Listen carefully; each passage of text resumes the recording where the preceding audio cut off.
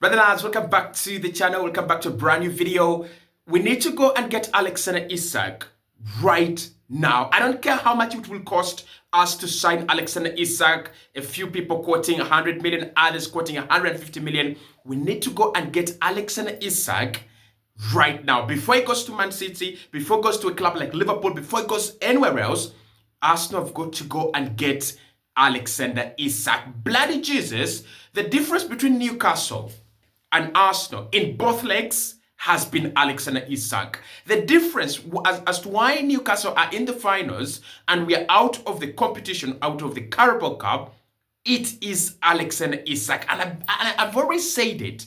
When you have a striker, there are goals that they will score, there are situations that they will create that a player like Kai Havertz will never ever dream about creating. And that is what we've seen from Alexander Isak. We've been singing this song, Arsenal need a striker, for so long. But I'm so happy that Alexander Isak took it in his own hands to demonstrate to the Arsenal management, the manager and the board, what a striker does. Because they would have said, we are lying. They would have said, these are, Arsenal fans online, they just want to see another signing. But Alexander Isak has demonstrated to Arsenal what a striker does and why you need one.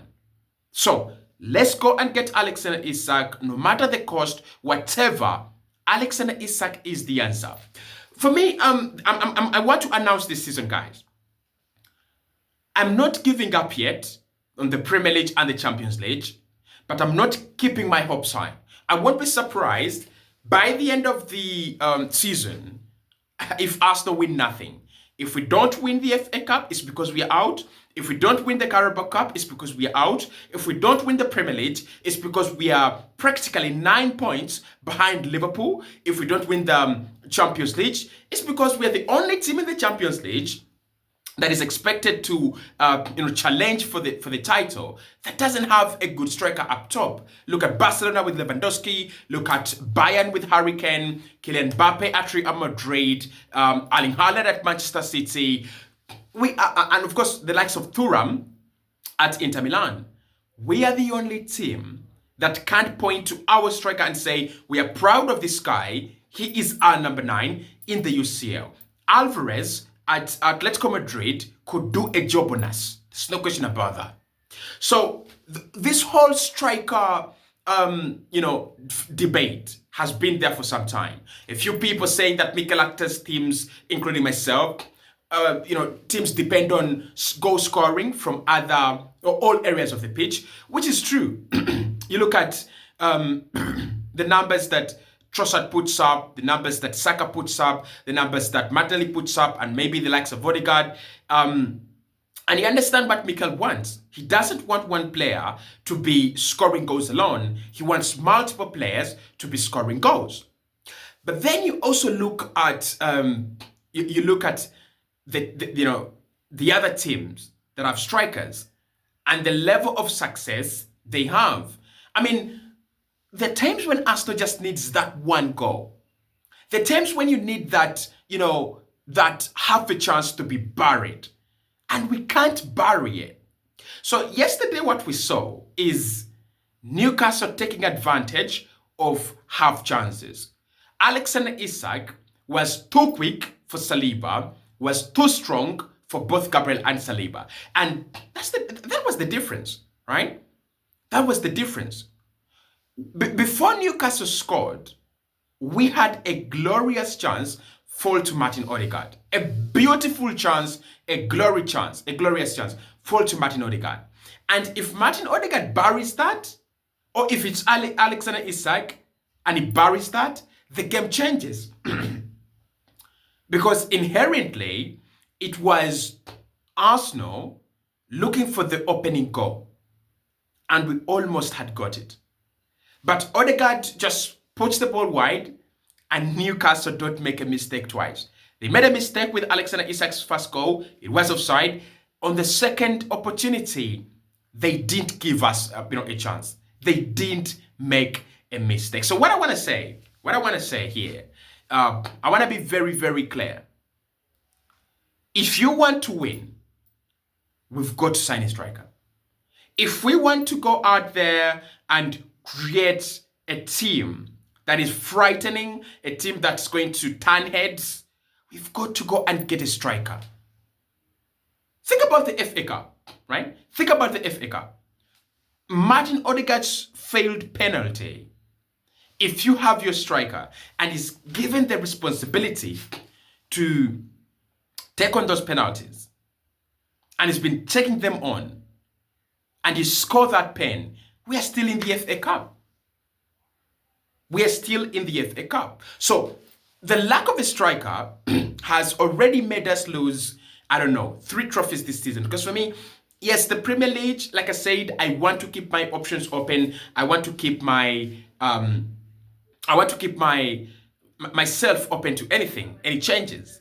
But I know Liverpool with that attacking front three and their midfield, they have a big chance. They have a very, very, very big chance. Now, I know we want Šeško. And the reason that's why I've done this video is I think Arsenal need to wake up. It's not about going out there and poaching Šeško and poaching any ridiculous kind of forward. I think the way we have meticulously crafted our defense and we have carefully crafted our midfield, that is the same respect we need to give to the attacking line. If you have gone out there and you have invested in a good goalkeeper, invested in 4 very good defenders, invested in 3-4 very good midfielders, why would you just pick whoever is out there to be a striker? And that's why I'm not okay with the Šeško links. I'm not okay with all these ramshackle Makutaya Skunya links. I think what Arsenal need right now is to bolster their forward line. I think our midfield, honestly, our midfield is okay to go this season and next season. That is Partey, Bryce, and Odegaard. They can go this season and next season.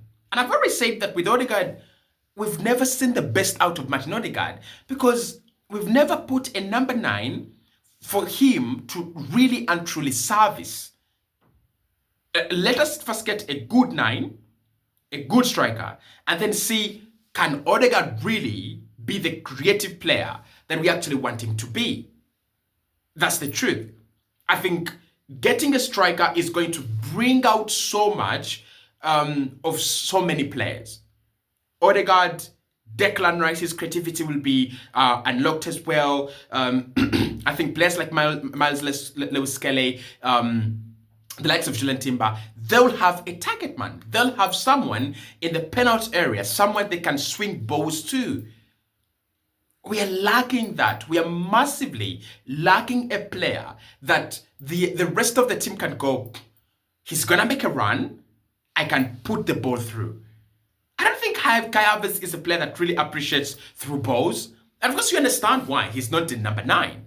His runs are not as direct as the runs of Isak or Dominic Solanke. They're not off-the-shoulder runs. They're not off-the-shoulder runs. They're just, they're good runs. He gets into good spaces. But a good striker will always keep, defenders on their feet, on their toes. Isak doesn't do that. Havertz doesn't do that. He's not as threatening as Alexander Isak. Isak yesterday made all these Arsenal defenders so frightened. They were very, very, scared. They were so scared. And he did a job on them. He really, really did a job on them. And I have got reason to believe that if Arsenal had Isak yesterday, we would have been the winners. But because Newcastle had Isak yesterday, they came out on top. Honestly. For me, yesterday it was about which team has Alexander Isak. It was Newcastle, and they came out on top. So the kind of striker that Arsenal need to go for matters. We signed Gabriel Jesus for £45 million. We know how that ended. We brought a guy that goes on doing interviews and saying, I don't care if I score or I don't score. I like doing other things. You're a striker, bloody mate. You're a striker, and your first job, your first responsibility is to score goals. We can talk about the rest of the things later. First, score the bloody goals. But the moment my striker says, I don't care if I score goals, I do other things, looks like you're a midfielder, looks like you're a winger, looks like you are a modern centre back. Because even modern centre backs today, like Gabriel, they'll tell you, I've got to score goals. I've got to score goals, right? I've got to boost my game by scoring goals. So the striker we bring in must have these characteristics. One, hungry for goals. That is the prerequisite, and that should be reflected in your XG. That is, the number of chances that you're exposing yourself to and your team is exposing you to, right? It should be shown in the number of goals you've scored, right? And it should be reflected as well in your conversion rate. It should be reflected in your shots per game, because that is what makes a good striker. If you remember, I do not have good memories of ruthless strikers at Arsenal. So we'll have to go back to Robin van Persie. If you remember Robin van Persie could end up with like 3 assists in a season. Right? 3 assists in a season. But Robin van Persie could have like 3 shots on goal every 90 minutes. Even if the game wasn't good, at least 2 shots on goal. But these strikers at Arsenal saying that we don't care about scoring goals because we are natural midfielders, who cares about that? So that is that's the kind of striker we need to get out there. And that's why I'm very surprised that this team looks at Victor Gyökeres and they're like, he's not the one we want, but he's the one that is scoring goals. And you having problems scoring goals. It's like giving you 2 options. Either they amputate your leg, right? Or you take you take a very bitter syrup. I think the option there is you take a very bitter syrup, because no one wants their legs amputated. But every single time, it just seems like Arsenal don't choose the remedy. Arsenal choose to amputate the legs off. I'm telling you this right now, and I'm going to save this video until next season. If Arsenal signs Šeško, our problem will not be solved, and we'll have to go back to the market for a 4th time to look for a striker. Number 1, it was Gabriel Jesus. Number 2, Kai Havertz. Number 3, if it is Šeško, we will have to go back to the market on occasion number 4 to sign a striker. Mark my words. Mark my words. For me, there are not so many options that Arsenal can look at. We don't have that liberty. Go and look at Alexander Isak, 100+ million. If you can't do that deal, go and look at Victor Gyökeres. End of story. If all those don't come, go back for Oli Watkins. Actually, those are my 3 options. Like, if you asked me honestly, which strikers can create an impact at Arsenal, that video should be live today on this channel, right? If not on this channel, on the Kosi Arsenal channel. The 5 strikers Kosi thinks Arsenal should sign. Don't tell me about Šeško, man. Don't tell me about Mateus Cunha. They're good, but I want Šeško at Juventus. I want Šeško at Newcastle. Because for me, it's no point having a project that has run for 5 years, and then you want to bring in a guy that is going to ask you for 2 years to deliver. There's no point in that. Either you get a striker, a good striker, or you don't get one at all. And I think the former is better than the later. So, let me know. I just feel like this striker thing is eating us up when it comes to opportunities to winning silverware. I know the Kroenkes are very, very stubborn people. They're very stubborn guys. But I wish they could listen. because it's going to do massively well for us and for them too.